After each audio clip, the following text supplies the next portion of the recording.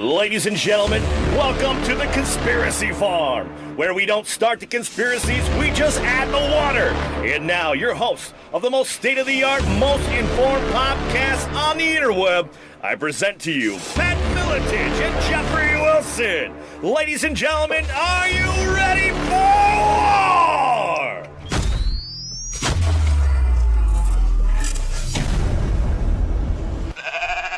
And there it goes, ladies and gentlemen. We are off and running. Once again, another episode of the Conspiracy Farm. Jeffrey Wilson, riding shotgun with the champion of champions, UFC Hall of Famer Pat Miletich. What's up this day, champ?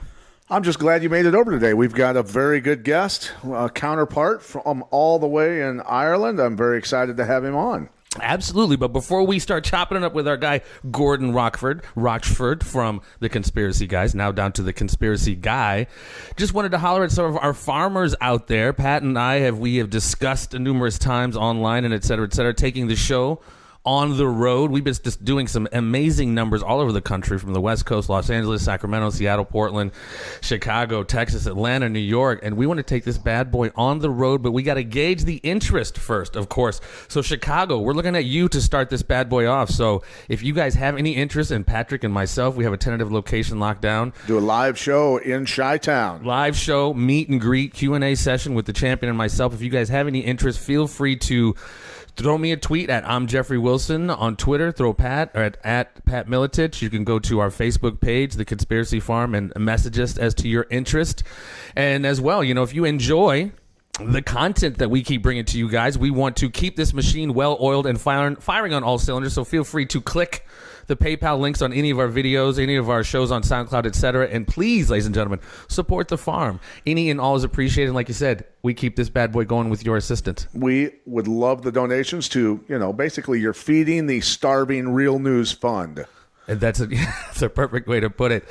And today, man, we are, no exception in bringing the pain. I'm really excited to talk to this guy. I've been a fan of this show for quite a while. I mean, you name it, from Natalie Holloway to the Federal Reserve. He just dropped one on Jim Morrison the other day.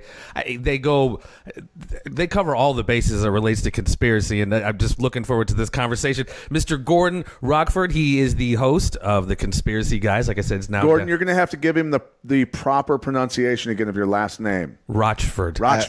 Yeah, he says it. He corrects himself. I guess it's some weird internal.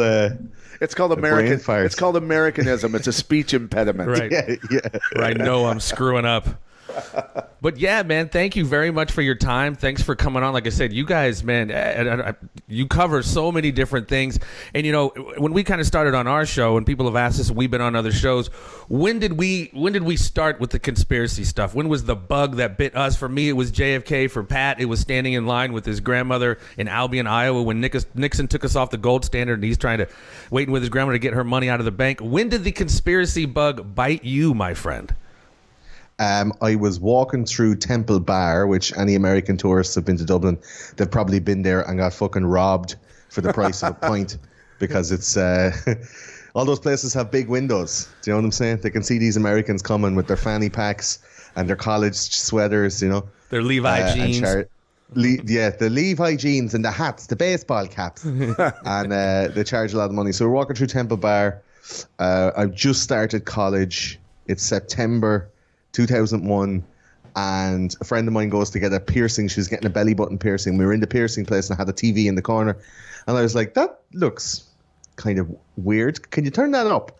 And it was the first tower of the Twin Towers had been hit, and we watched the second plane go into it live, and everyone kind of did a little shit in their pants, like dropped a couple of Maltesers, and I was already kind of a little bit, I guess, awake. I didn't call it woke at the time, but I was a small bit like suspicious of general society. And I went, yep, that's it. That's World War III now. We're all fucked.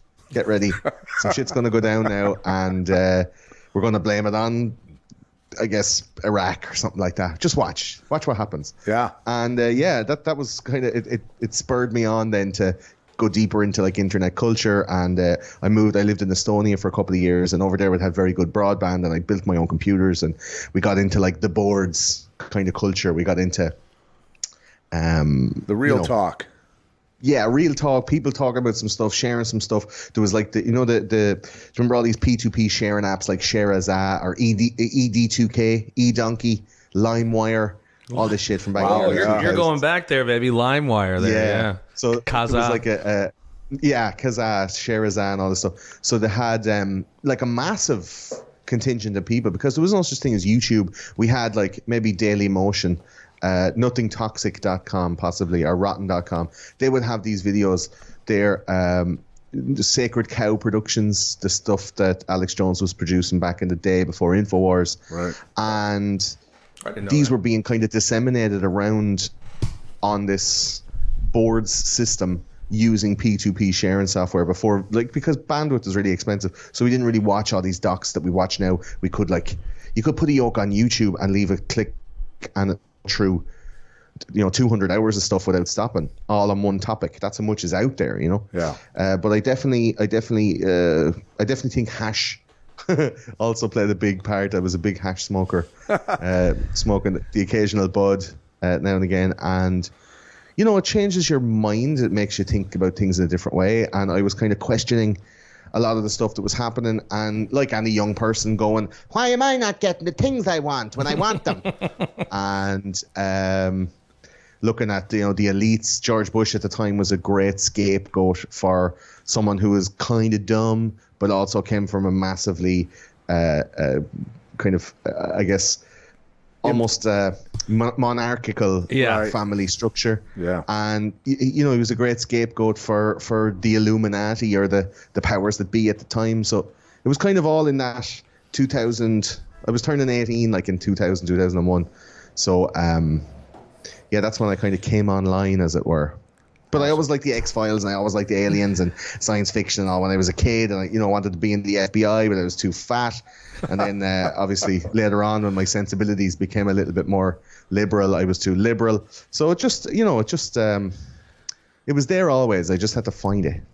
Without a doubt, and in my opinion, that event really kind of opened the door to so much of what we've seen, Iraq, Afghanistan. Thank you, Patrick. Toweling me off here. He's like your corner boy. Every day he's nervous. Man. Every time we do this, he gets nervous working with me, sweating. Yeah, I'm nervous to be in Pat's company. Actually, ladies and gentlemen, we were running a little behind today, so I've been running around like a madman setting everything up, so I never really gave him my chance to sit down and cool off. But dodging kids coming Pat, down my cul-de-sac. Yeah, absolutely. You want to give him some water to swish around these mountains, spit in a bucket, just to get we're going into the championship. Going into the championship round. So let me get to this, Gordon. I wanted to ask you. Over in Ireland, what is the overall view of the general public of, Donald Trump and this war against the deep state? Are they aware? What percentage are aware? And what percentage are completely clueless, like a vast number of Americans who are convinced that Hillary Clinton was a godsend to the nation and should have been the first female president? So what's going on in Ireland overall? There's an awful lot going on in that question, Pat. It's a great question. I have to say, you've set me up to not only fuck over my own countrymen, but to say how shitty Americans are by way of the ignorance of my own people. So fair play. Great question. Look, I'm just going to make a stab in the dark that roughly at least half of both of our nations are complete fucking idiots. I think half of everywhere is fucking idiots. Yeah, because you had a nice percentage that voted for Hillary Clinton. So, not that Trump's the man, in my opinion, but yeah, it's look at there's a pervasive view, more so now than ever before, because of the ubiquity of social media. Information flow is almost universally available. Everybody has a device. Right. There's like a news omniscience where everyone can get. You can be having an argument with someone in a pub and you can just go and pull out a phone and be like, "You're wrong, motherfucker," and then the other guy will be like, find two articles that supports him and like, "You're wrong, motherfucker." Like it ends up being so divisive, so bipartisan, and it doesn't. I guess it doesn't. Supersede culture or location or anywhere like that. Like here we just had a referendum in Ireland on the legalization of abortion. Now, that's a great kind of a reduction of what it was about. But basically, we have a constitution in Ireland that was written by a politician and a bishop, right? So you can understand the Catholic influence in Ireland was very much written into the fabric of our society. And I know in the American Constitution, it was written by a bunch of guys who were part of the Enlightenment. They were very scientific. They were very socially minded. But there were also like slave owners and gun owners and businessmen and white people and anti-colonials and, you know, all these kind of other political prevalences. A pretty good spectrum of people. You know, in Ireland, we have these laws and have had these laws that seem like archaic. Right. So condoms, if you believe this shit, condoms were illegal in Ireland up to 1993. Wow. Is that why they used sheep intestines? Well, sheep intestines were the first condoms. Yeah. I mean, you use what you get. You use what you get, Pat. You know, get some cling film out of the kitchen cabinet. Exactly. It's gonna be on. The dental dam, exactly. Yeah, get it in, man. Just whatever happens, like, and. The condoms until 1993, like that was 93. Like the previous 10 years was the height of the AIDS epidemic, the height of it, and they were illegal in Ireland. You know, so much so that they have the nickname French letters. You hear old Dublin lads be like, "Come here, there. Have you got any of them French letters?"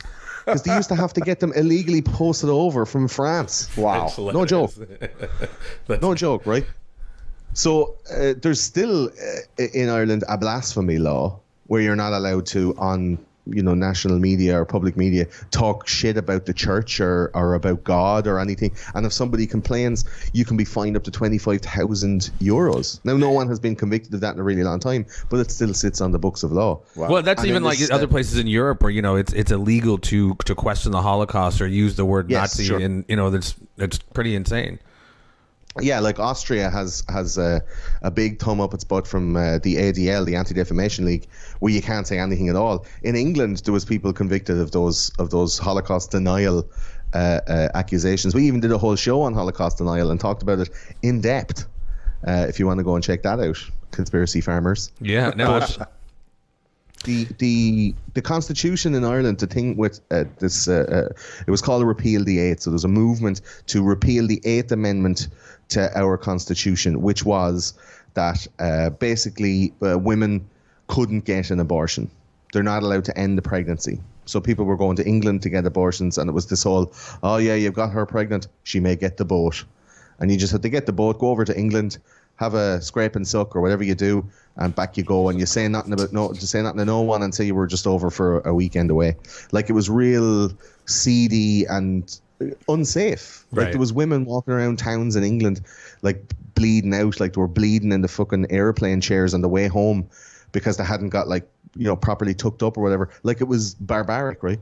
So they wanted to appeal this a couple of years ago. Then a woman called Savita, she died during childbirth because the doctor refused to end the pregnancy to save the life of the mother, and there was small addendums put onto this amendment, and people were going mad about this thing for years, and finally they got a date for a referendum. Everyone came out and voted. About 70% of Ireland voted for this amendment to be repealed, and now abortion will be legal and in operation from around November this year. That vote split the country in half, man. Really? I would imagine, yeah. Oh, absolutely. We talk silent majority. Like, Trump and the exit polls back in November 2016 was the biggest wake-up call to people that are sitting around their sitting room, sitting around the lounge, smelling their own farts, fucking rubbing their dicks with righteousness, going, oh, I fucking love being right. Like, cool, great, good for you, but you're not right, and you're not speaking for the majority of people. There's a great kind of a wash of righteousness happening now, where people will put these, I guess, moral barriers or moral tide marks against your character, and if you don't live up to those, then you're an asshole, or you're a reprobate, or a deplorable. And that happened here with that vote, where the people who voted no were totally within the rights. It was a referendum, right? And they didn't believe in abortion, or they didn't believe, there's so many nuances, and the grey area of that argument is so divisive. Like, if you don't believe that it's a child until it comes out, then the argument is abortion okay until the day before it's born? Like, all of these little things, and you can watch infinity amount of YouTube channels that have all of these abortion, Planned Parenthood protests and all this kind of shit still going on, right? But we didn't even have the Margaret Sanger Planned Parenthood, like, sterilization of disabled people and black people. We didn't even have that kind of argument here. At least in America, there's a eugenics question. Right. Yeah, absolutely. They were still operating like eugenics programs on black people up until the 70s. Yeah. Like, that's fucked up, man. Tuskegee and all that shit still going on, right? Yeah. So in Ireland, we didn't have that. We just had this pervasive Catholic guilt, where a lot of people were going, I'm voting no because I want to force the government to do something about the homeless people and do something about the people that are on social welfare, instead of giving them the opportunity to get pregnant, as they're going to do, because they're fucking on drugs, or they're poor, or they're, in a situation where riding is probably all you have to do, right? And also, they're not getting education around pregnancy and around sexual health. Also, they're not getting support then when they do get pregnant. So these kids are being born into awful circumstances and getting involved in that shit young. And then you have 14, 15, 16-year-olds getting pregnant and being forced to have their kids. Like, it was bananas. Wow. And half the country was out here protesting against it, and the other half was protesting for it. So there was a yes camp and a no camp, and we got divided right down the middle. Now, some might say, and I'm one of those some, that Ireland just hadn't got anything to give out about, and they were looking at all the people protesting in America, and they were like, oh, I'd love a good protest. I'd love a good old march now with a few signs. I see them doing it in America, and I'd love to do that here. That could be the case. They could have done that. But I think if you're allied with the no side on the abortion debate, traditionally that's allied with Republican, conservative, right-wing politics. And if you're left, you're pro-abortion, well, pro-choice, not maybe pro-abortion. Right. Pro-choice, you're pro-liberty, you're pro, women's rights, women's health, and you're left, and you're liberal, and you're Hillary, and you're Democrat. Right. And never the twain shall meet. There's no grey. There's no intersection of those political ideals. So if you don't agree with, like, abortion, then you're a cunt. Right. To everybody who does.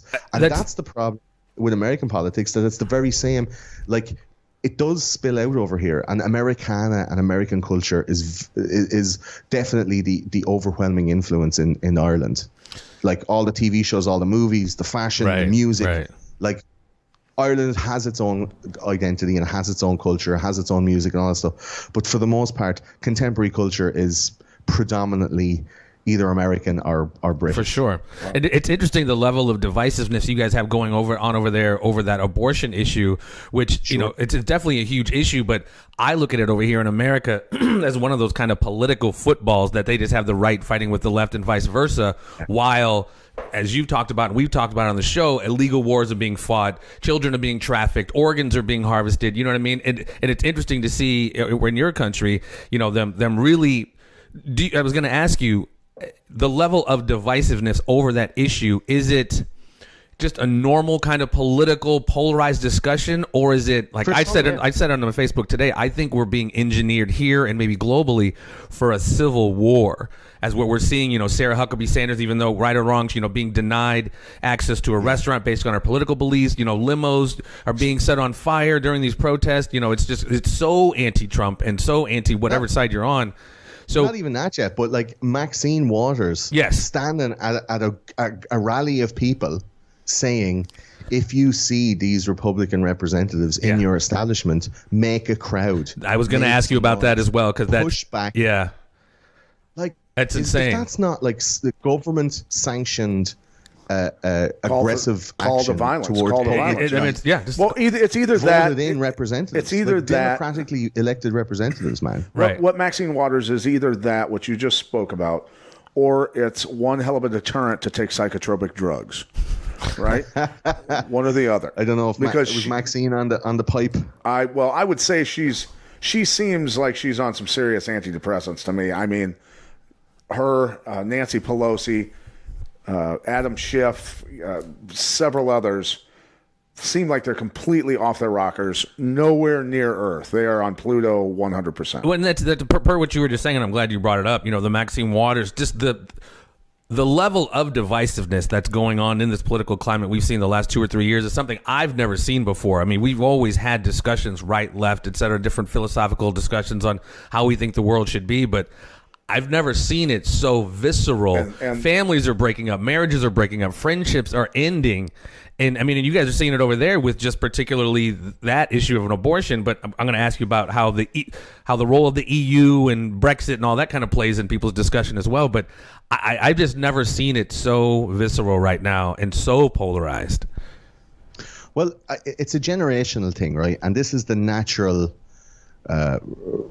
This is the natural recycling of this 25 to 30 year Marxist creep, kind of generational sway between liberal politics and conservative politics. Do you know? Yeah. So you had like the 60s and then the 80s, and then you had the 90s, and now you have now. Do you know? So there's this kind of like the middle ground kind of was the 70s, where everyone's trying to pick up the pieces, and some stuff came out, like a lot of people got on coke, there was loads of quaaludes. It was just like, oh, let's forget about it, let's just get fucked up and forget about it. The 2000s was kind of like that, where like, shiz, just loads of money, let's just rail a load of coke and fucking go mad and stay out all night. Do you know? That's where festival culture came from. That was all invented in those times. There's like, come here, do you know what's better than going out drinking for one night? Going out drinking for 4 nights. Right. And, like, it's just like, let's get fucked up. And then as soon as that happens, then everybody gets into like this liberal mentality where they're like, okay, come here, calm down. We're all hungover. We all have a bit of fear. The world is kind of a bit shit. Let's all fix it. Okay, guys, let's all come together and just fix it. Okay.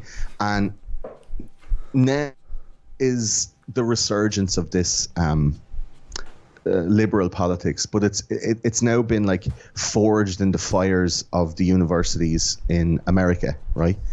And you're talking about like cultural Marxism. I have an episode that's coming out in a couple of weeks on cultural Marxism, and I researched all this stuff like pretty heavily. To even mention the term cultural Marxism draws up these I guess associations with anti-Semitism. It's been marked like as an anti-Semitic phrase because it's based around the teachings and writings of the people from what's called the Frankfurt School. Right. So these guys were a bunch of like philosophers and sociologists who came together in Frankfurt. Then they spread out and spread their poison and toxin into the minds of many around the world, including American educators. Well, that's it. Like they started in the 20s. They worked all the way through the war years. As soon as the war hit in, predominantly were Jewish. So they had to be like, okay, fucking Hitler's stomping around. Let's get the fuck out of here. And they moved to New York and they set up camp there and they started disseminating their information. But got in, and their whole motto was like, let's get into the halls of power. Let's get into the halls of the universities. Yeah. Let's infiltrate from the top down, because they're highly educated people.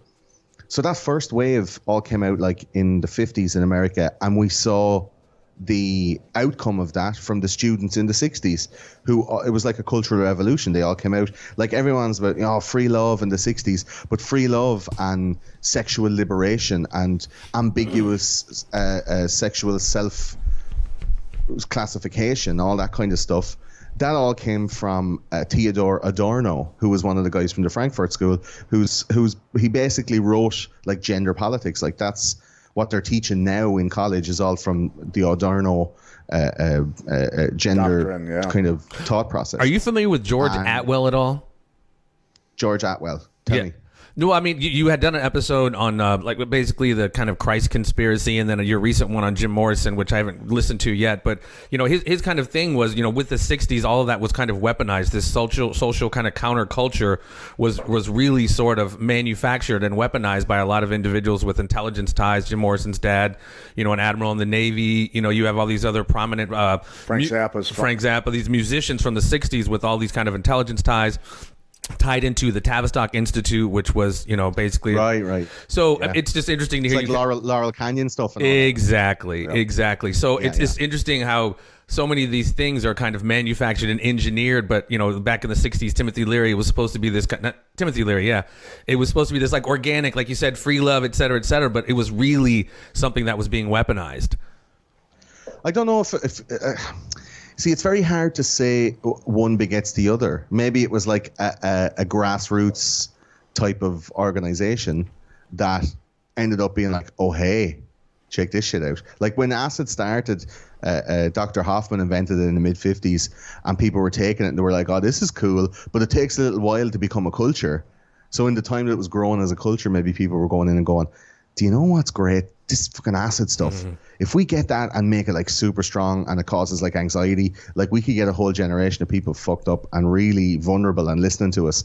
So you talk about, we did an episode on psychedelics where we talked about that particularly. And if you remember, the Hells Angels went mental at the crowd at Altamont with the Rolling Stones. And they had this sunshine acid, this orange sunshine acid, similar to the stuff that Charles Manson and the Manson family were kind of giving around California at the time. And it was like this crazy strong, like mind-melting acid that was government created. It was like industry strength acid that they gave all the people.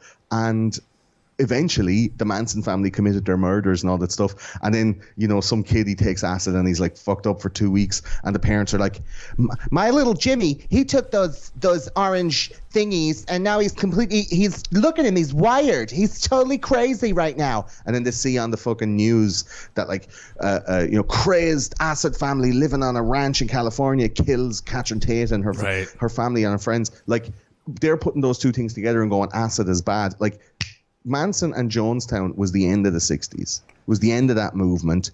And politically and like ethically, morally, people weren't going to accept that shit anymore. They went, no, this is the end of that. Did you ever hear the conspiracy theory on Jonestown being a CIA psychological operation? Did you ever hear anything about that? Yeah. Absolutely. We did a massive episode on Jonestown and talking about Jim Jones doing all these speeches, and there's FBI and CIA guys in the audience, and you can hear them on the mic like commanding people here, hither and thither. Even so far as like when they were, did you ever listen to that last recording of Jim Jones when everybody's taking the Kool-Aid? Drink, my children, drink.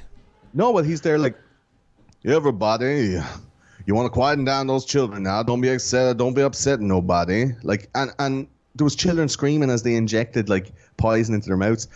But the dudes that were minding them all were all CIA guys, and they all escaped somehow. They all got away somehow. But there's also stuff in that episode about black sites in Venezuela.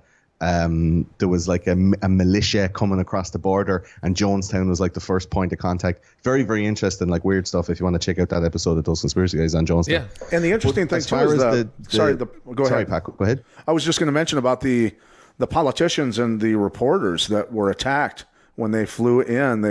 They had landed the plane there and gone in, and as they were leaving, walking back to the plane, they were attacked and killed. Killed. A congressman was shot as well, which basically kicked off this whole suicide pact. That like Jonestown's a super interesting conspiracy theory. It really There's is. so much in it. Yeah. And the mind control aspects of it was definitely around like psychotropic drugs, and to be honest, any of that stuff, like you talk about poor old James Holmes, I know he killed a load of people in the cinema, but he was on psychotropic drug trials in his university, like as part of his psychology course. Like, come on, man. Yeah, in America, over the past 25 years, roughly 95% of all mass shootings were at the hands of people who were raised on, the Ritalins and the Prozacs and all those types of drugs. Yeah. And the reason I say that is I know that because I used to teach children martial arts, a large number of children, and many times boys were brought to me who had, some serious behavioral problems, and they were heavily sedated.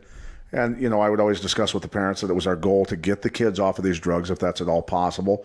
Most of the time, the parents agreed. Many times, some of the times, the parents would go, "Oh no, you're not taking Johnny off of that stuff." But it was millions upon millions of boys, especially who were being raised like that. Sure. And I just saw into the future when they got off of mom and dad's insurance, when they didn't have the money to pay for it, and suddenly they were an adult, thrust into the real world, and now reality hits, and they're not numb anymore, and the shit's going to hit the fan, and that's exactly what it is. And their brain's been completely rewired over the last 18 to 20 years being on this shit. Right.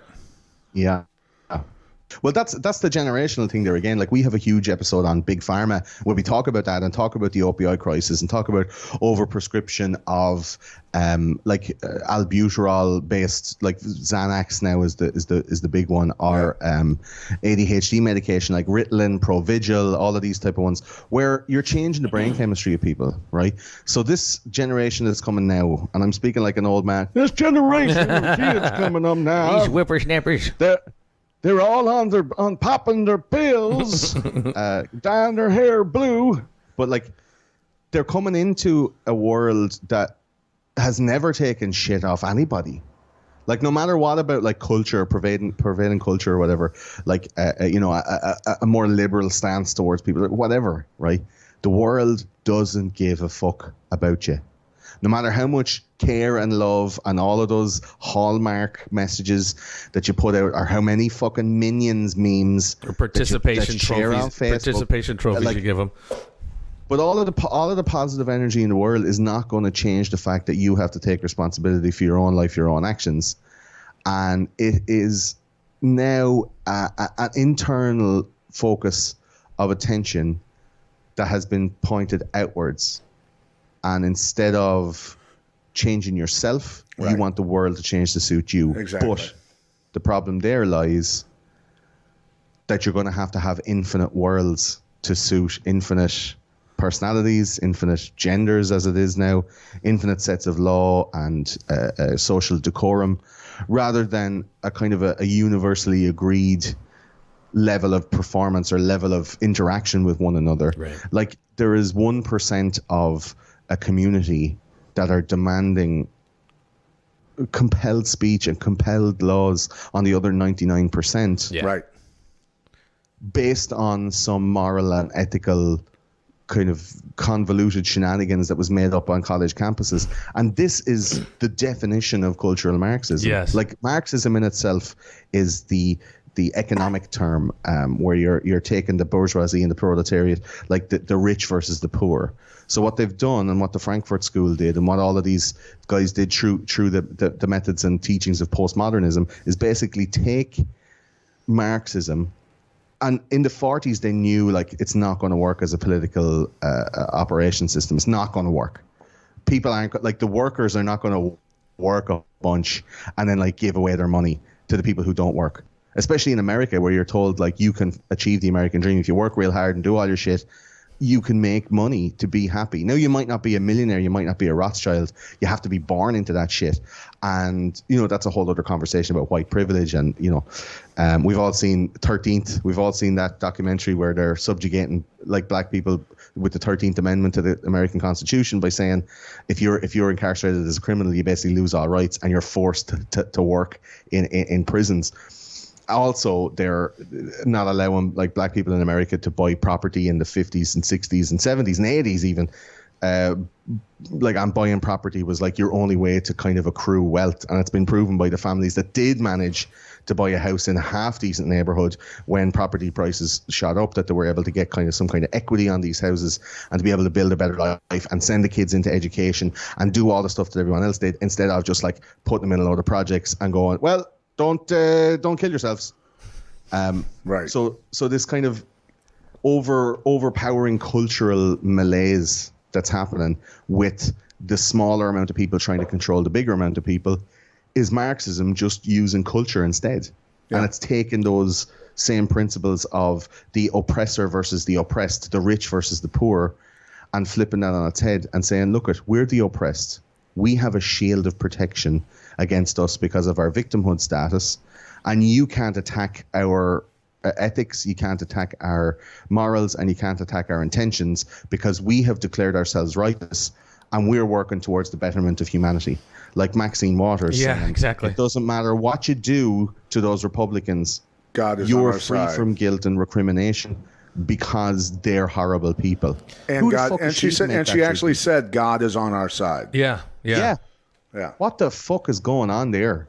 I mean, and even just Madness. like the hijack. I mean, all what you just explained. A part of that is the hijacking of like biology. Now it's I don't care how you wish to live, but like you said, you trying to make 99% of people behave a certain way because 1 or a few percent. I identify as a woman, so I'm going into the women's bathroom even though I have a fucking dick. I just want to say this before you go any further. When someone's bisexual, doesn't that imply that there's only 2 genders? Right. That's why they're trying to get rid of they're trying to get rid of the B from LGBT. That's not a joke, Potluck Coke. They're trying to get rid of the B because it now circumvents their It's stuck them in a stuck. I mean, this whole notion of you can't say. Well, they painted themselves into a corner with bisexual. You can't say him or her. Now it's like zer or whatever the fuck it is. Like it's just it becomes super absurd. Again, I think everybody should have the right to do whatever the fuck you want to do. As long as you're not hurting people. But this notion, like you said, of just turning everything on its head now. The language we speak, basic fucking biology, X and Y chromosomes now gets thrown out the window because a certain group of people feel a certain way. I just had a conversation today on Facebook with a guy on John Serta. You remember John Serta? That name sounds familiar. Jose and John Serta, good friends from across the river.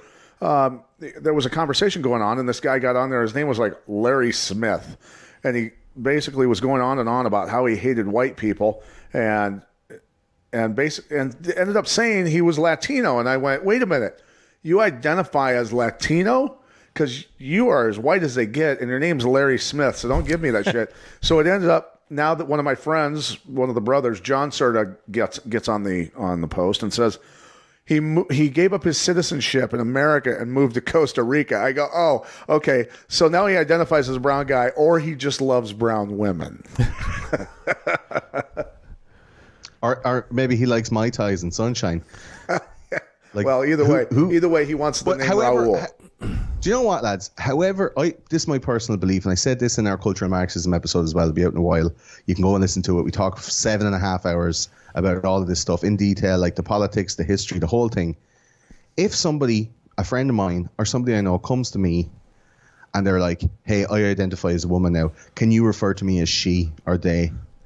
Because I don't want you to say he. What are you going to say to that? What are you going to say to that? Do you know, if you're growing a beard and you're trying to take hormones and you're trying to grow little tits and you're wearing a skirt and you're shaving your legs and stuff, like, I'm not going to make fun of you. I'm not going to refuse to call you she because you don't pass as a she yet. You haven't done all your things and got your Adam's apple shaved and got your knuckles done and all. Like, if you want to identify as that, fair fucking play to you. More power to you. Go ahead. Like, work it, girl. But if you're coming to me and forcing me to do that, like, to agree with that, that's not fair on everybody else, right? Because that could be something that you might change your mind on later on, and legislation is being made to make permanent those decisions. And there are loads of these reclassifications and new functions of speech, and speech is the most important thing, and that's why, like, in England, between like the UK and America has this thing like written First Amendment, like the most important amendment written into the Constitution, free speech, right? And there's been addendums to that, like with the Civil Rights Act, that prevents discrimination by race or religion or whatever in public places, of course. Yeah, but I mean, even still, like, if somebody is being discriminated against because of their race or religion or political affiliation, right? Right. So they've created all of these things, all of these functions of speech and functions of societal interaction, like microaggressions, trigger warnings, safe spaces, all of these functions of control. Yeah. Where they can control everybody else by way of cultural and societal subjectivity. So if you say something and they perceive it to be offensive, then you are now the oppressor and they are the oppressed. Right. And by being the oppressed, they get a whole section of rights that makes them feel righteous, that makes them feel vindicated, that makes them like feel, I am in the right here. Similar to what Maxine Waters is roaring shouting about. And we saw it in action at the Women's March in 2016 And then at the Women's March in 2017, where they weren't allowed to wear the pink pussy hats because it wasn't inclusive of all the women of color that were marching in those marches, because ordinarily their pussies may not be pink. Maybe they should have got like a pink hat and just had some brown piping maybe on it, maybe some different options. I don't know. I've seen different types of pussies. Not all of them are purely pink, but like, I mean, is that a reason and this is what I'm saying. That's the absurdity. This is where we've come to, you know, getting rid of the daughter daddy dance, because it's insane. Where do you see Father's Day this year was hijacked online by a load of there were a load of people who wanted to promote like women's issues. Yeah. And you know what? At the time now, it's probably the best time to swing for that kind of stuff, because it's very hot topic. It's very hot button. And if you want to push through and make a bit of progress, sure, swing at that. But don't be offended, or don't be like puzzled when a load of people swing back at you. Exactly. Because it's Father's Day. It's not Single Mother's Day. Right. It's not, you know, Mother's Day because your dad is separate to you, or your ma got a sex change and turned into your dad, and now she gets to celebrate, or he gets to celebrate Father's Day. Like, that was the feeling generally on a day when men are to be celebrated. They went, no, you can't have it. No, you've been the overarching power now for the last while, and we're going to take away your power. Right. And by doing that, we're going to just undermine you at every available opportunity. Father's Day, no. Daddy-daughter day, no. All of these little niggles, these little things that are just like little pokes to go, don't think you're fucking special. While at the same time upping all of their, all of the liberal kind of causes and cases.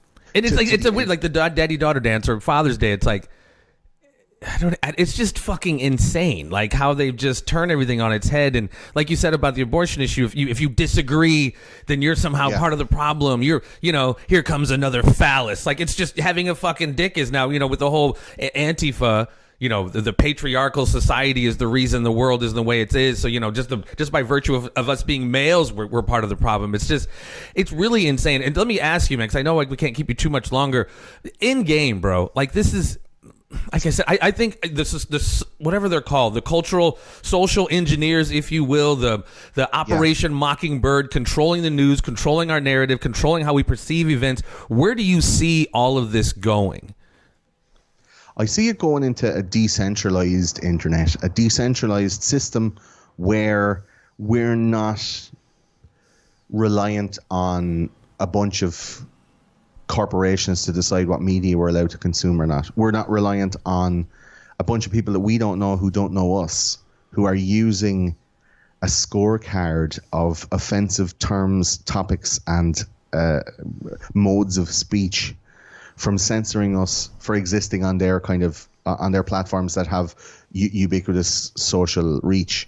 The likes of YouTube coming along and censoring a whole lot of right-wing stuff and then saying, "Whoa, we didn't do it. Whoa, somebody pressed the button." They've done that to us. They demonetized. Twitter, they demonetized us. Did they demonetize you on YouTube? I got a couple of community guideline strikes for having stuff up, but it was all during the David Hogg stuff. So like, I had a Sandy Hook episode and I had a couple of videos, and I got a 90-day streaming ban, and I got another 90-day streaming ban for putting something else up about gun control. So it was just like, wow, a lot of stuff has gone down the Orwellian memory hole online. Twitter is policing speech and is like very obviously biased towards liberal politics, because that's the right thing to do. Right. And there's calls for equality, but it turns out that some people are more equal than others. And there's this pushback, there's this clapback, you know, that's going on that isn't fair, and it's making useful idiots of a load of people who have been indoctrinated by 100-year-old system of socialist philosophy that sounds great if you don't own anything, but as soon as you're a grown-ass man with a house and a car and some kids, you're like, what the fuck is going on here? Do you know? I know there's a lot of people in society that are alternative, and they need to be taken care of just as much as, you know, John Q normal body, right, who has like 2.4 kids and a picket fence and the whole shebang. But like the American dream is not the American dream anymore, and America is not the same America anymore, and it will continue on like that until there is some snap, some kind of backlash, where we could end up in some sort of a Handmaid's Tale situation. It's not like these people are fighting against people who aren't willing to fight back. Exactly. I mean, the liberals and all of these guys are coming up with their rhetoric, their psychological, pseudo-sociological, like semi-scientific poo-poo caca talk, coming out of college, making all these signs and doing all these marches. It's almost oxymoronic. They're Antifa, absolutely. But they won't let you speak. If Jordan Peterson, whomever is at a campus, they're going to go shut you down, but they're anti-fascist. That's almost so weird. They're behaving like fascists, but yet they're anti-fascist. It's changing the definitions of these things. Like what happened when Trump got elected? Everybody went punch a Nazi in the face.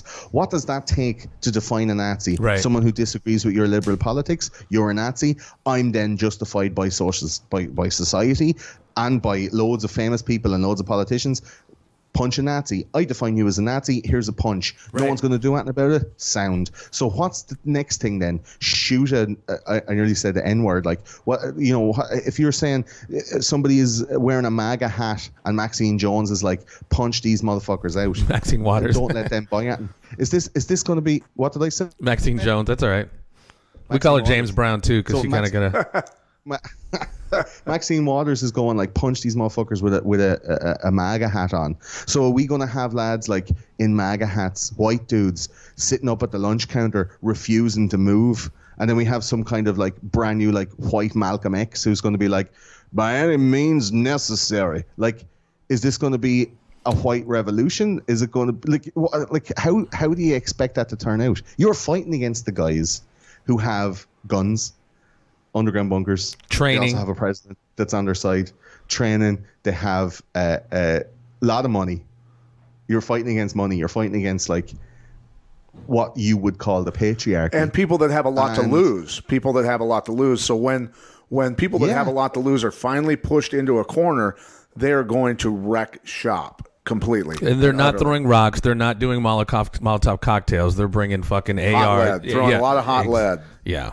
And that's the thing. These guys are these kids who, like you said before, their mentality now is they don't really own. A lot of them don't own shit. They really have no skin in the game. It's just more of their feelings that they're messing with, and they're starting something that there is no way, shape, or form. And God forbid it gets to this point, but there's no way, shape, or form they can finish what they started if this goes really hot. Because one side, whatever you want to call it, the side that's being kind of pushed in a certain way has been very, very patient from what I can tell. I'm apolitical, I try to straddle both sides a little bit because I think we're all kind of a mix of the two. But this particular side who is literally declaring war on free speech, all of these different things, these cultural, basically Marxist kind of ideals that they have that they're trying to turn the world on its head. There's a shitload of people who are just not going to go for this.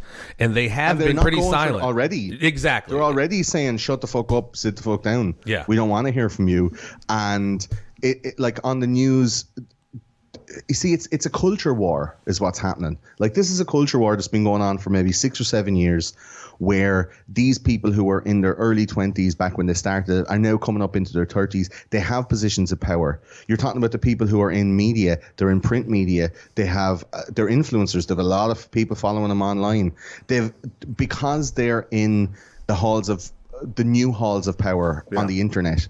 They have like all the YouTube and the massive corporations like Facebook, Twitter, YouTube, all these guys. Like the managers and decision makers in those companies are all of this political ideology because they came up with it over the last 10, 15 years. So they're able to actually make a change. And in reaction to that, the people on the right or the people in the center are going, okay, let's just have a decentralized internet where we can say whatever the fuck we want. And there's loads of platforms like Gab showing up, BitChute, like all alternatives to these like ubiquitous companies. Ingenuity will always win over. Yep. And this seems to be like a hand-wringing, pearl-clutching moral culture war that has nothing backing it up, only some ideas, feelings that are eating themselves. Yeah. These people already, after giving enough road, are now eating themselves. Absolutely. like the Pussy Hats thing. Yeah. And if But they I wanted can't to, agree amongst themselves and form this... Yeah, before we go any further or have to let you go, on a much bigger scale, a much bigger picture, we've got Donald Trump. He's got military intelligence. He has some very powerful people, Maddow and other people, that are working, it seems to me, pretty extensively on bringing down pedophile networks, human traffickers, corruption. Yeah. I mean, Hollywood stars, huge Hollywood moguls are falling, TV stars. Our media, a Matt Lauer goes down. It's just he's picking them off left and right, and this would not be happening had Hillary Clinton been elected. And I feel that this is a gradual numbing almost of the American public's mindset to get ready for the big fish when they start falling, because Anthony Weiner's laptop yielded a massive amount of information. We already know that. We know that a lot of people were connected to this. We know that there are some huge names that are going to fall. We can see the people freaking out in Hollywood, the politicians. Case. And this is where we get back to Maxine Waters losing her shit and saying, talking about violence. Look, the only thing that changes the tide and doesn't expose their crimes is a civil war or a major global conflict. That's the only thing that saves them from literally ultimate demise. And this is the deep state, minus some massive false flag attacks. This is showing their true desperation in my mind. What do you think?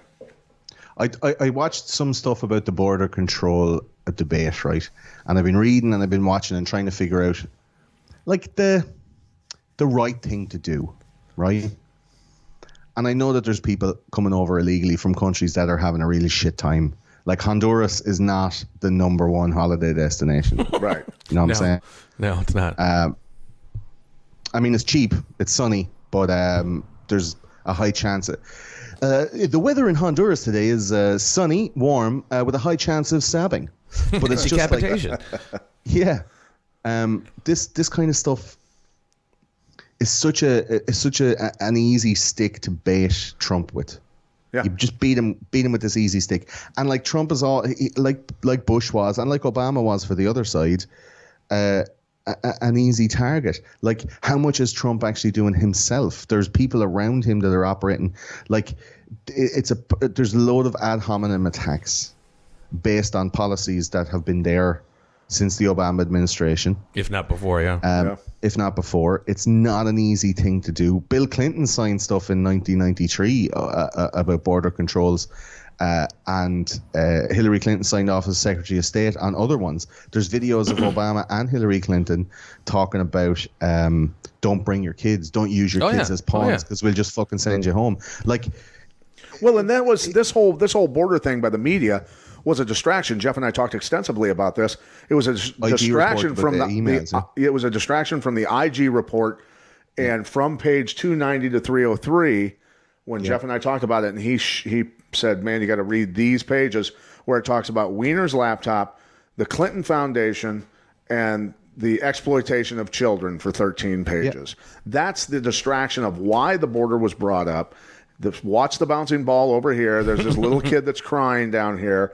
And we all need to watch this and to get upset about it, when in reality, the American people, vast majority of them, have no clue about the IG report, the hearings on Capitol Hill, the Clinton Foundation, Weiner's laptop, and children exploitation. And the fact that it was blatantly misreported as well. It was blatantly misreported on all the channels. It was like no bias. When we know Peter Strzok was biased, Comey was biased. There was definite political bias. But then the news reports Clapper, there was no Brennan, political bias. All of them. And then they escort Strzok out of the building a couple days later. It's like, I thought there was no political bias. I thought he did that. Strzok did that because he was a patriot. Basically, how they spun this was, well, we're done with the Hillary thing. It's been going on for years.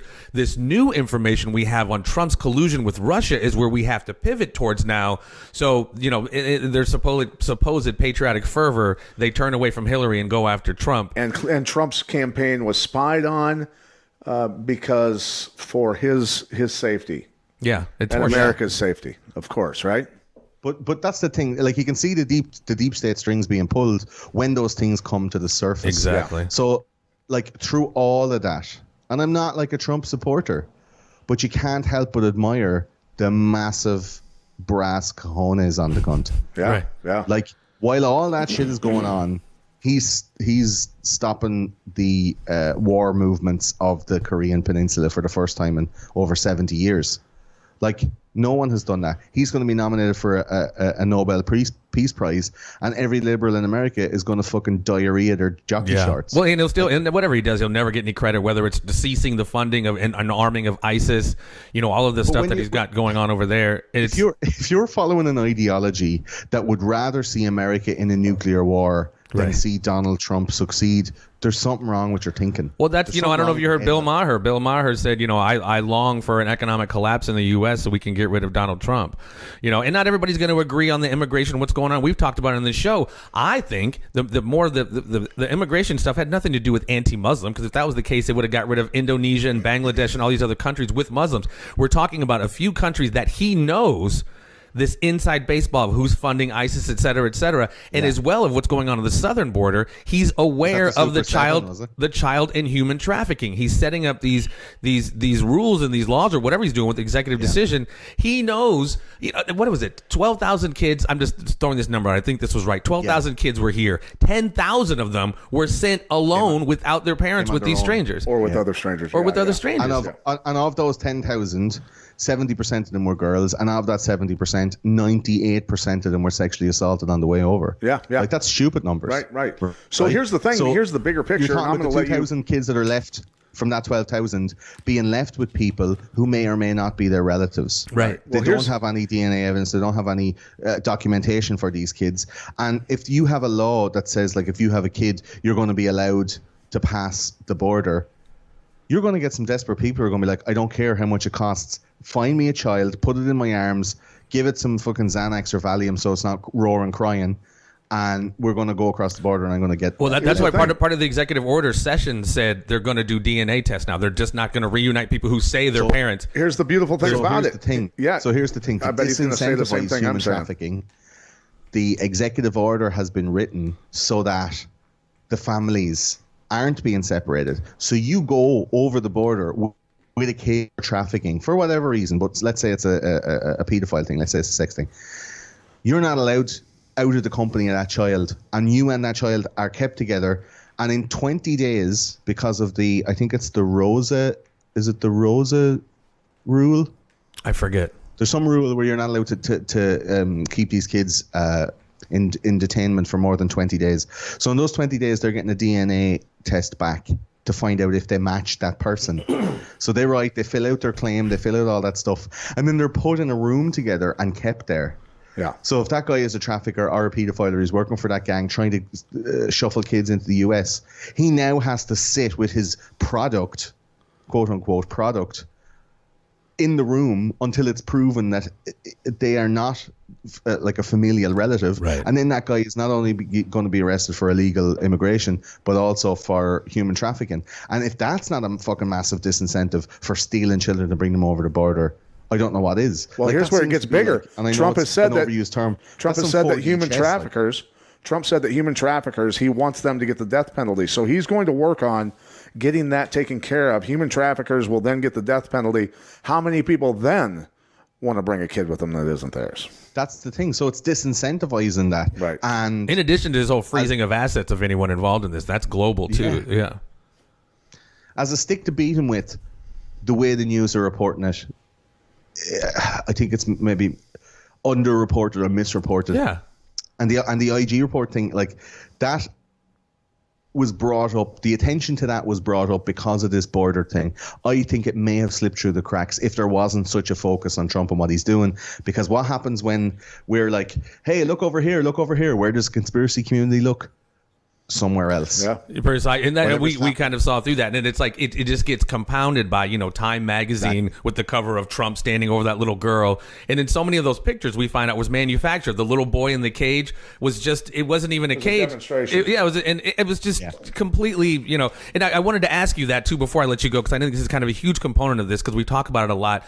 We all search for information, whether it's the internet, reading a book or whatever, and online, this alternative media that we find ourselves involved in, there is so much and disinformation out there that's undermining what we do, and it's really honestly taking a toll on this trying to delegitimize what we're talking about, and it's a little bit of everywhere, whether it's alternative media or Operation Mockingbird, where they're seeing it on CNN, and I mean, no one seems to be getting any real legitimate information. What do you think that role is, and will continue to be on this polarization? You know what I mean, and continuing and exacerbating this polarization that's taking place. Like, there's an echo chamber online. I did my thesis in college last year on fake news, and basically it's the emotional attachments to fake news and being right online. So if it's like a drug, you know, you're getting a little hit of dopamine if you look at something online that you agree with, and in order to maintain that non-challenged environment in your social media space, you are going to block all oppositional thought. So what that's doing is making a whole echo chamber of these people over here, and then a whole other echo chamber of agreement over here in this place. And there's like a Berlin Wall, no man's land of ideological thought in between, and that's fueling this other stuff where, you know, the likes of the gay cake situation, Supreme Court decision. If that guy doesn't want to make a cake for some gay people, that's his choice. He might ruin his business, just like the people at the Red Hen refused to serve Sarah Huckabee Sanders. She tweets about it.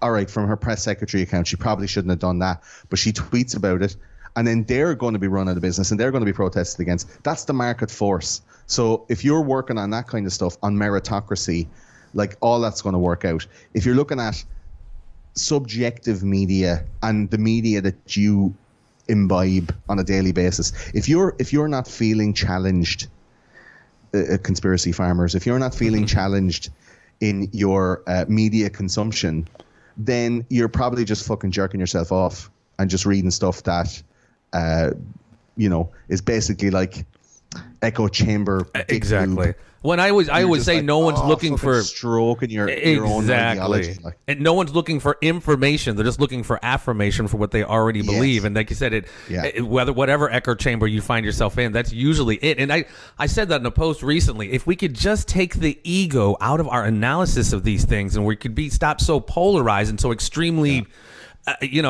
whatever the word is, tribal, and we begin to see these matters, whether it's child trafficking or embezzling of drugs and money, that transcends right and left, because it goes on both sides. I mean, our conversations and our arguments, quote unquote, I think would begin to fade away, because we begin to see the fallacy and of the paradigm, the right-left paradigm, how horseshit it is, and how we're all being played against each other. This, whatever it is, COINTELPRO or divide and conquer, it is absolutely real, and it's by design, and the sophistication of this design is what frustrates me that people don't see. I remember as a kid watching, like, the aliens, Kang tries to be president on The Simpsons, you know, and it's all like, the puppet on the left is the one, and it's the puppet on the right. Like, I remember that. Like, as a child, I'm like, yeah, I get that. Like, I get it. It doesn't really matter who's the president. Like, shit goes on anyway. Right. Two quick things. One of them, whatever you're looking at online, right? We have an episode on propaganda and how propaganda started, talking about, earliest war propaganda, and Alexander the Great using, like, fake news. My name's Alexander. I want to take over Macedonia. You guys get out of here. You're too brown. Alexander came over and he was like pretending that there was more in his army than there were, and then the people just wouldn't show up to the fight, and he'd just march in and take their villages. Nice. Like, a stable genius that guy was, absolutely.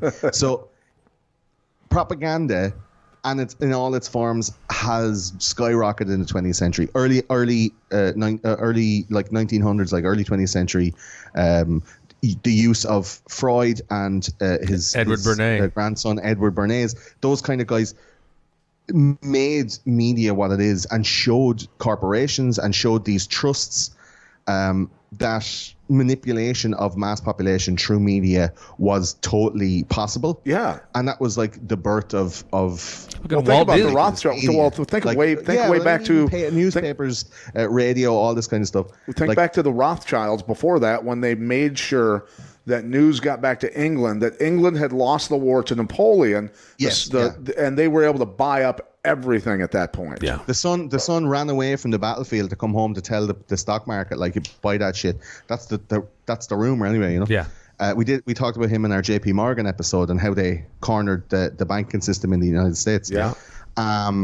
Through the antitrust laws and all this kind of stuff, the takeover of copper and the Knickerbocker crisis. Didn't you guys do one on the sinking of the Titanic and the Astors and as well? I found, dude, I just heard that one recently. How some of the opponents of the Federal Reserve Act were on the Titanic, including the Astors, and absolutely very interesting. 3 of the richest men in the world. Yeah. Well, you think about Taft and Wilson, propaganda, right? One of the most interesting things I found was in 2013, the Obama administration signed off on the repeal of what was called the Smith Montt Act. Have you guys heard of this? No, sir. Sound like Jay Leno. You heard of this? Smith Montt Act. Have you heard of this? Real funny story. The Smith Montt Act was made in 1940. I'm pulling this out of my arse now. 1947.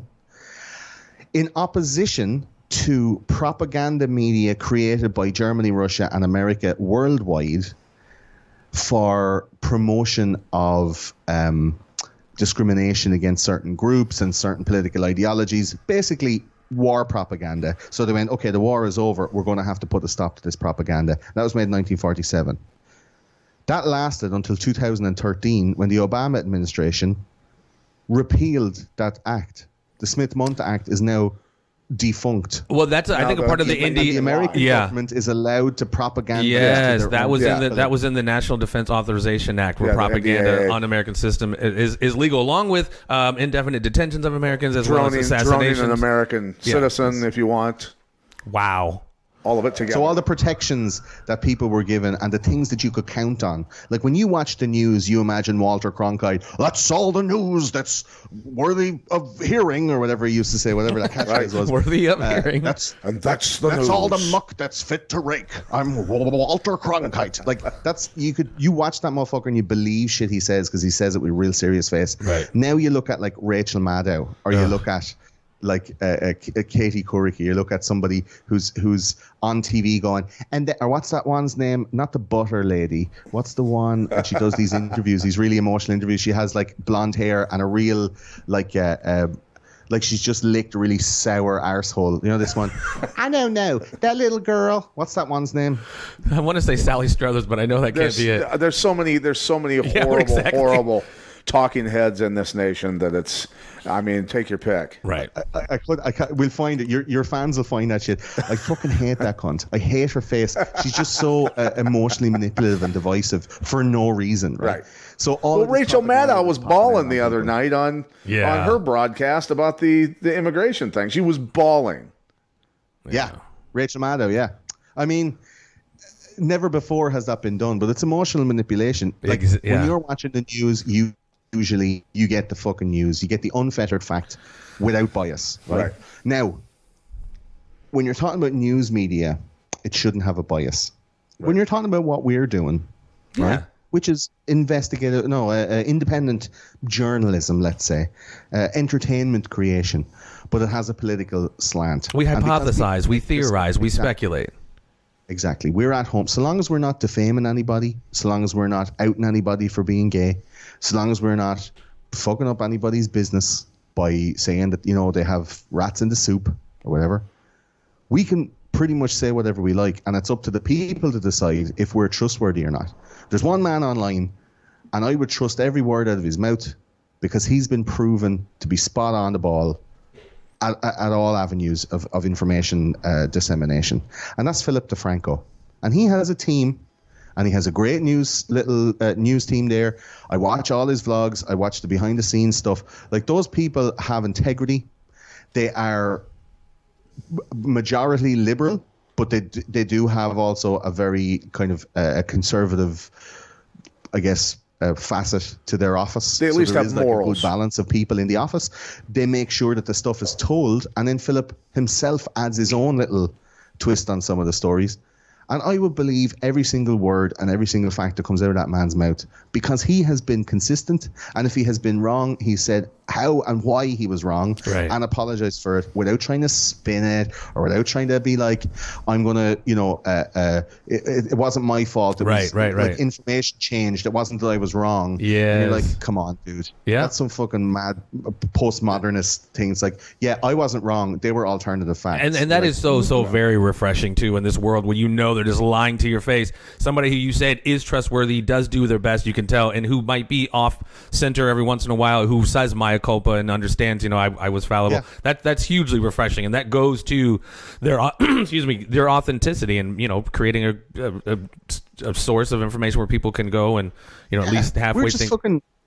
We're just dudes with laptops, man. Right. We're looking at the same shit y'all are looking at, but maybe like you two guys have a little bit more knowledge than most. I definitely would have more knowledge than a lot of the people in Ireland about American politics and about conspiracy stuff. Right. Like I don't know anyone else in Ireland who's doing something like this at this level, and I would pride myself on trying to get the right information, but also I'm coming at it a storytelling point of view, an entertainment point of view. Right. Like I'm trying to create a narrative to be able to make very kind of stale and uninteresting facts into an entertaining, like dick joke sprinkled souffle of news entertainment and history and biography and all this kind of stuff. Like you have to have a bias. If you're doing this stuff, you have to have some bias. You have to have a fucking point of view. Right. Sure. Because if you're not, you're just the Associated Press. And then this happened, and Thursday at 9, this happened. Right. Like, you can take that in, but unless you're putting that into something like, Alex Jones, some of that shit he says is mental. But some of it is true. All of it is entertaining. Right, For sure. Yeah. He's hellified so now, let me ask you, Gordon, have you ever gotten any threats online or warnings or, hey, watch your ass or anything like that, messages? I've got warnings from people who say that I should watch my ass, but it wasn't like a threat. It was like a supportive, like, hey, dude, you're talking about some shit right there. Right. You should, like, be careful or whatever. Yeah, we get a lot of that. And I've even had former CIA guys send me CIA escape kits if I'm ever captured. What's that, like a cyanide capsule? Yeah, that's in there too. A plastic, a plastic cufflink key, some para ropes, some CIA escape kit, some lockpicks. Fisher Price. You too can escape from freaking potential doom. Escape from your Fisher Price. Are the Ruskies coming up your back drive? Make sure you have your baby's first cyanide capsule under one of your milk teeth. Oh shit! Just bite into it with your developing gums. Right. There you go. Yeah, it's holy shit, up, man. Like a lot of the stuff we talk about though is surface level shit. I mean, there's some QAnon stuff that's like blowing my mind. I can't even. So you're in the queue. Like good. The blanket of my mind is not even wide enough to wrap my mind around that thing. Yeah. Like how it works. You're talking about Donald making signs of Q. Yeah. In the air with his fingers as he's giving speeches, and you're like, God damn, this couldn't be going this high, could it? You know. At the same time, I have this like conspiracy boner. That's like 3/4 chub perpetually for the fact that might actually be the case. Yeah, Q's been right a lot of times, man. The position of president to take down all the motherfuckers we've been giving out about for years. Yeah. And then in like 2-3 years' time, it'll all fall down and we'll all be hugging each other going, what were we like? Yeah, see, we are in that, we both have the same perpetual chubby, my friend. But, I like to... Yeah. I'm on the fence still. I like to look at it as possible. Like you brought up Alex Jones and that ilk. For years, they perpetuated so much fear porn. And I think this could be a potential dose of hope porn that all the people that we've heard about these many years are going to be brought to justice, the perp walks, et cetera, et cetera. So I definitely play the fence. I don't want to get my hopes up too much because that's... we know how long this shit's been going on, decades and decades, and from Jimmy Savile and all this other dark shit, that the depths of the evil is so deep. I would love for this Jimmy Savile, like, and all the stuff. You're talking like at government levels, exactly, and that's why I say I know how high this goes, and I know how dark and evil it is, and I definitely want the hammer to drop. But again, I thought this way before Trump got elected. I was like, there's no way. Hillary Clinton is deep state. Trump is this outsider. There's no way she's not going to win. And she won. So it's like, I'm not infallible or always right. But I never thought she was going to win. I did a podcast with a crowd here in Dublin. Good man. Like months before the election. I was like, Trump has it, man. He absolutely has it. because he's the outsider. He's the refreshing thing. I've always felt that presidents people are want. selected, not elected. So, and I just thought the machine was going to protect her, and I'm glad it didn't, because the machine did protect her, and she got butchered and devoured anyway. Well, by the American she's still people. free. She's still free. So I'm still seeing some mechanisms in place to keep her. For now, yeah. Wearing that walking boot around for a while, wasn't she?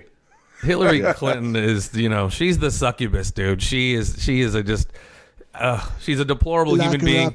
Yeah. What I'm saying, guys, is you gotta lock her up. That report has come out. I'm telling you. She smells like down. pee, and she needs to go to jail. Gordon, dude, we could seriously Orange have is you. the new black. Yeah.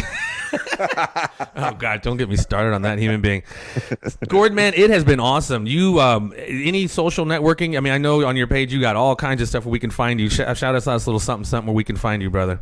Yeah, the whole thing is on thoseconspiracyguys.com. You can subscribe. I have a thing on the site. There's about 25 different podcast apps. Yeah. That everybody who has a podcast should be on, by the way. I did see that. Very impressive. Go on there onto thoseconspiracyguys.com. Subscribe on whatever you got. Just click the link. We also have like a Facebook, Twitter, Instagram, a Reddit subreddit. If you want to go in and throw up some links or have some discussions with people, we have a Discord server where I think we're nearly up to about 1,000 super awesome co-conspirators are in there having chats, and I have a channel for each episode, so people can go in after the episode and have like a kind of a locker room talk, have a little chat after the debriefing, game, and, a debriefing. spread some ideas Talk about grabbing pussies and whatnot. Well, and we and then the big thing for me at the start of November this year, I'm embarking on a Pan-American documentary tour, and I have a GoFundMe up for that. GoFundMe.com/TCGTV. I saw that, and it's up for $75,000. We're over the $20,000 mark at the moment. And there's a good chunk coming into the Patreon. So we're definitely going. I have visas and stuff on the way, lawyers and buying a van. And we're going to drive across the country, 48 continental states, make 12 feature-length documentaries and a year's worth of daily vlogs. So we're going to be hitting up all the lads about gun control, racism, going to be visiting some Black Lives Matter people and some KKK people and going, why can't y'all get along? We're going to be hitting up sexuality, finding out why the lads aren't allowed to go into the toilets in North Carolina. We're going to be talking about one is called Apocalypse, so I'm going to be looking at preppers, people in Northern California, people in Montana and South Dakota, people in the southern states like Texas that have like bunkers in their back gardens. Right. Shipping containers underground. Exactly. A lot of people talking about food and medicine. So we're going to be going to Colorado to find out about medicinal marijuana and how it's grown and who buys it and who sells it. Very cool. And food. So loads of farmers and trying to find out, like, is Monsanto wrecking your buzz? What are we feeding the people here? And is there anything that we can do about it? Like, does it cure autism to go on like a raw ketogenic diet? All these kind of little things that we're wanting to go around with. So that's 12 that is awesome. feature-length documentaries. It's crowdfunded. Nobody's doing that shit, and I think how difficult I've found it over the last year to organize it. I think there's a reason nobody's doing it, but I'm not doing it on any TV like production company. It's me and my girlfriend Claire, and we're going, and I have all the camera gear and I have all the stuff, and we're just going to fucking do it. Beautiful. Meet the people, awesome. have some live shows. You're talking about doing a tour. Yeah. Like, I'd love to join you on the tour. For I'm gonna be sure. there in November, so if you want to do some shit. Sam Tripoli as well is wanting to go on tour. He's talking about doing all these cities. So I was on Sam's show last night actually talking about the legend of Atlantis. Yeah, Sam is awesome. And Ryan, we were just actually on a couple weeks ago, a couple times, and then we've had Sam on and the crew over there a couple times of Tinfoil Hat Podcast. Check those guys out as well. And Ireland, let me tell you what, we see you guys and we see you guys seeing us. We see the numbers we are putting up in Ireland. So as a part of this tour, maybe we can do some crossing the water, because we definitely have some fans in Ireland, and hopefully after this interview you can share the links and spread the word out throughout there. And I would definitely Ireland love to. Is the Iowa of Europe. That's what it is. It's just like it's very green here, and we'd love to come over and have a pint. Exactly. Go to fields. But Gordon Rochford. I'll host you. Yeah, man. Absolutely. Thank you. He is the conspiracy guy. It's been an awesome conversation. And later on down the line, bro, you are more than welcome back to tell us about the progress of your show, your projects, and hopefully we can link up very soon. Do a live show with him when he's here. That'd be awesome. That would be awesome. We're smashing the charts, man. We're in the top 200 in our category on iTunes in America perpetually. Like, we're not out of the top 200. That's out of 570,000 podcasts in the whole world. Beautiful work. And that's just me in this little room. Hey, you clearly honestly, what happens when I get to America, man. It's going to fucking you're blow doing up the work, like brother. Twin Towers. We were up in the upper 50s, not too long ago when Pat was on the Joe Rogan podcast. But again, all the fans, we're not going to be hitting up conventional advertisers, et cetera. So it's grassroots funded, listener funded, farmer funded. Ladies and gentlemen, click our PayPal link once again. Go to the Conspiracy Guys. Donate to their Patreon, their GoFundMe. Brother, you are awesome, man. This has been quite a ride, and you do a hell of an American impression. Yeah. Your Trump is on point, my friend. Thanks a million, you guys. It's been great. It's been huge. Best show ever. Huge. China. Best show ever. China. Gordon Rochford, ladies and gentlemen. He is the Conspiracy Guy. Check him out. Man, this has been awesome. Thanks, Peace. So much love, everybody. Stay tuned. There will always be more.